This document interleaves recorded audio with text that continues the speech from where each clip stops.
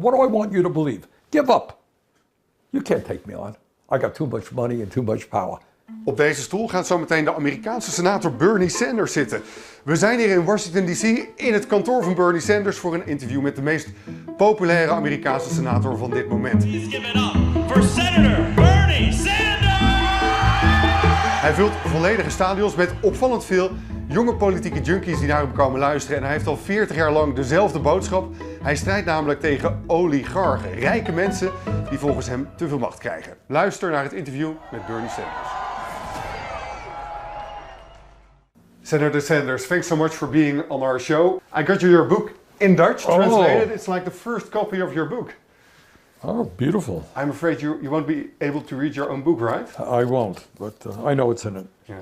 You wrote a book about the oligarchy. Yes. Can you explain me what it is and why it's such a big danger in your opinion?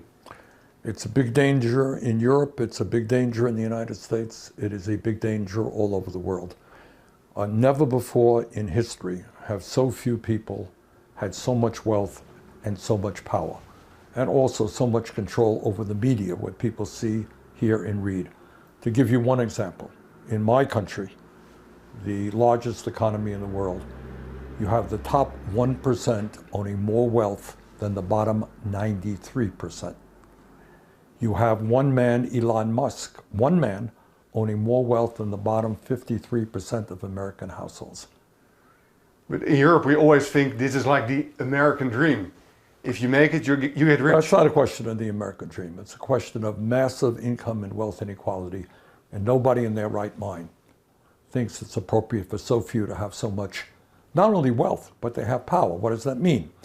It means that the American, I don't know that the Europeans fully understand this, the American political system is quite different than Europeans.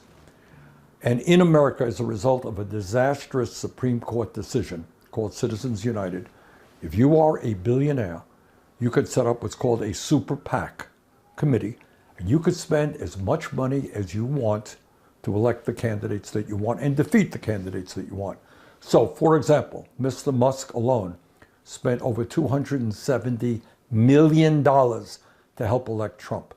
And right now, the billionaires are spending a whole lot of money to defeat candidates they don't like and elect their friends. When I think about oligarchy, I think of a country like Russia, not about America. Good. Well, that's a good point. And I think traditionally, we used to think about Putin and his oligarchic friends, right? That's what we used to say. And it's true. Russia is an oligarchy. It turns out that Putin, I don't know if you know this, is himself one of the wealthiest people in the world.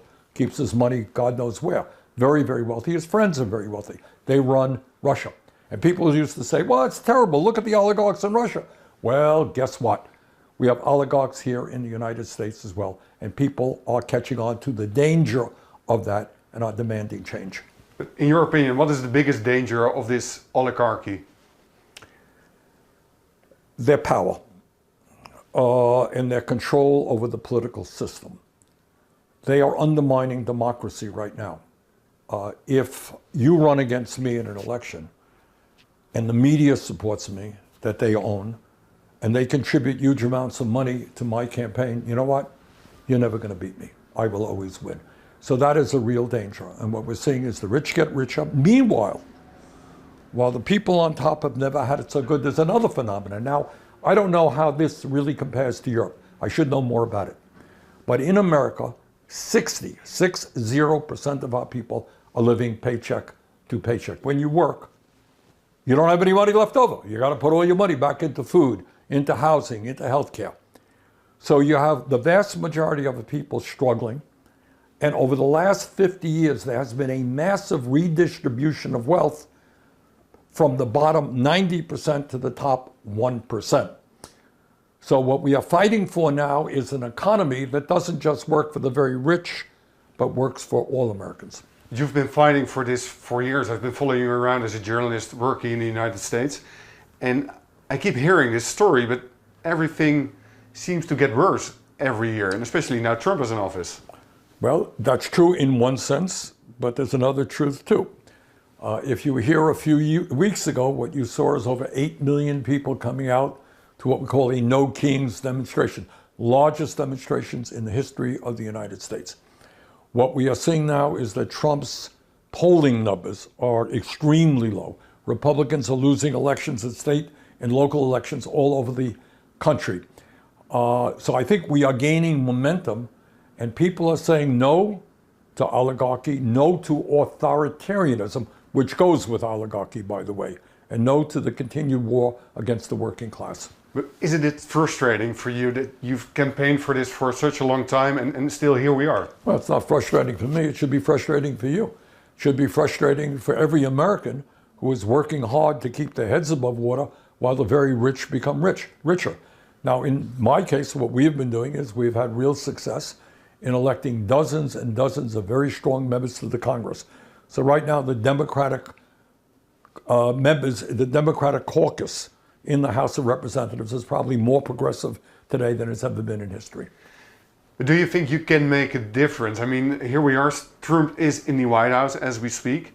What would you like to say to his voters who still voted for him and some of them still support him? Well, I think many of them are catching on that Trump lied to them. Trump is, in my view, a person who is an extreme narcissist.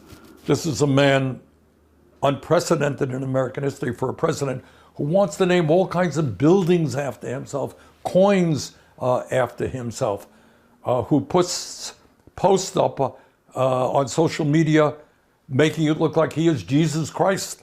I mean, really quite unbelievable stuff. And I think he is, many of his supporters are now being repelled by what he is doing. He promised his supporters to end what we call endless wars. The American people were not happy about the war in Iraq, going way back further, the war in Vietnam. And now he has plunged us into another war in Iran with terrible impact, not only on Iran, on Lebanon, but also on gas prices here in the United States, Europe, and all over the world. That is Netanyahu and Trump in action. But when we address President Trump, the Democratic Party, are they doing enough? The Democratic Party 50 years ago, 60 years ago, used to be considered the party of the American working class. Over the years, it has become more and more of a corporate party, dominated by big money interests. Not all, but too many of the leadership is basically pro-corporate and not standing up for the working class. So the result of all of that is that over the years, more and more workers have looked at the Democrats and said, you promised us to do something on health care. The American healthcare system is a total disaster. You want to send your kid to college? It's going to cost you $50,000, $60,000 a year just to do that. Your jobs, the wages that you're earning, are not higher in inflation accounted for dollars than used to. What are you doing, Democrats? Not much. So to my mind, the Democratic Party has got to become a party of the working class, stand up to the powers that be, stand up to the elite, stand up to corporate America, and deliver on an agenda that speaks to the needs of American workers. But do you have hope that when Trump leaves office, let's hope he does, that they will have a proper answer, that there will be a candidate? No, the establishment won't. The Democratic Party is divided. So the Democratic Party at the grassroots level now is moving more and more, in my view, in our direction. They want a party that stands for working people. They believe, as Europeans have had for years, that healthcare is a human right, not a privilege. We have an extremely wasteful, expensive healthcare system. Millions of people can't afford it. They want their kids to get a better education. They can right now. They want us to deal with climate change in a way that we're not dealing with. What should change, in your opinion? How can we solve this? Well, I think, for better or worse, the United States is the most powerful nation on earth. So there's a lot of responsibility on our shoulders, as there is on Europeans. And many of the problems, by the way, that we're talking about here, people giving up on democracy, people voting for right-wing extremism like Trump, that's taking place in Europe as well. So what we have got to do is develop strong grassroots movements, and we're doing that.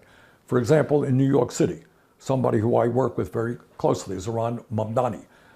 Took on the Democratic establishment, the Republican establishment, President of the United States, all the big money interests, and he won a strong victory. That's what we're trying to do all over the country, and I think we can do that. And then we have an agenda that says to the oligarchs, you know what, you're going to pay your fair share of taxes. You're not going to control our economy. You're not going to control our political system. You're not going to control our media.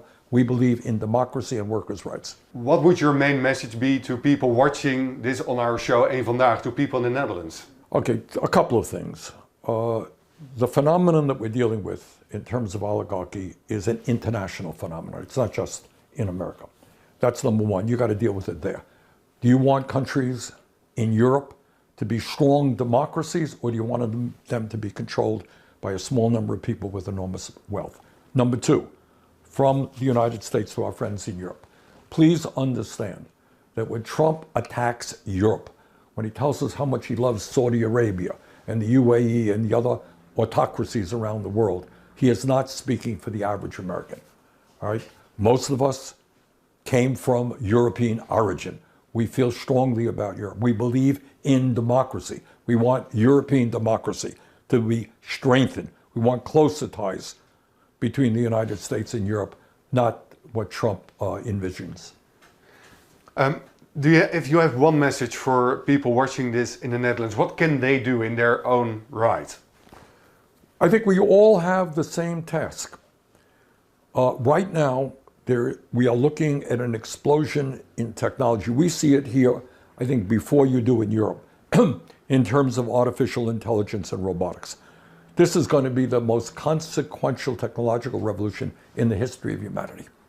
It can be used either to make the very rich richer and disempower ordinary people, or it can be used to benefit all people. That is one thing we've got to deal with globally. Make sure that it's not just a handful of billionaires who benefit from this technology. Together, we've got to reaffirm our belief in democracy, not authoritarianism. All right? The problems in Europe and in the United States is government is failing.